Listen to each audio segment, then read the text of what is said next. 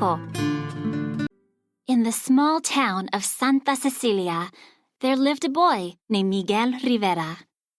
His house was full of family, including his great-grandmother, Mama Coco. Every year on Dia de los Muertos, the Day of the Dead, his family shared the memories of relatives who had passed on. Miguel's abuelita would tell the story of his great-great-grandmother, Mama Imelda, whose heart had been broken by her musician husband. Because of him, there was one rule in the Rivera household: no music. But Miguel loved music. In his secret hideout, he learned to play guitar by watching videos of his favorite musician, Ernesto de la Cruz. Feeling inspired and brave, Miguel and his dog, Dante, snuck out of the house to perform in a local talent show. But on the way out, Dante jumped onto the family ofrenda, or altar. Mama Imelda's photo tumbled down with a crash. That was when Miguel made a discovery.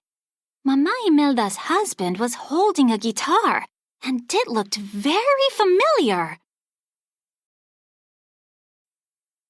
Mama Coco's papa was Ernesto de la Cruz, Miguel cried. I'm going to be a musician.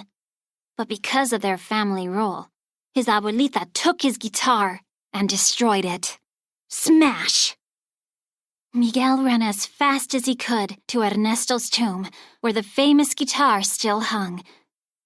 Taking it off the wall, he said, "Please don't be mad. I need this to be a musician like you."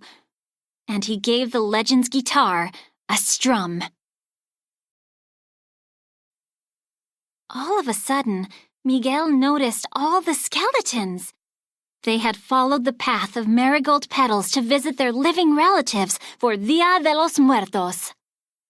To return to the land of the living, Miguel would need a blessing from one of his dead family members. So he and Dante crossed the marigold bridge into the land of the dead. Miguel found Mama Imelda, but she said she wouldn't give him her blessing if he wanted to be a musician. Miguel had to find another way. So he teamed up with a skeleton named Hector, who said he knew Ernesto de la Cruz. With some shoe polish, Hector made Miguel look like a skeleton. They traveled all over looking for Ernesto. They even performed together in a talent show.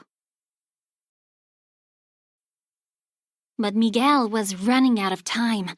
If he didn't get Ernesto's blessing soon, he'd turn into a real skeleton and never get home. So he ditched Hector to find his great-great-grandpa on his own. Miguel snuck into Ernesto's fiesta at the tippy top of a tall tower. But the place was so crowded, Miguel couldn't get to Ernesto. So Miguel belted out a song. Everyone watched as he sang, and fell into Ernesto's pool.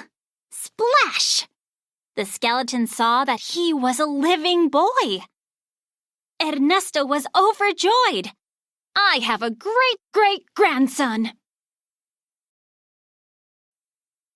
But then Hector appeared, and as the two men argued, Miguel learned the dark truth. His great-great-grandpa had poisoned Hector and stolen his songs to become famous.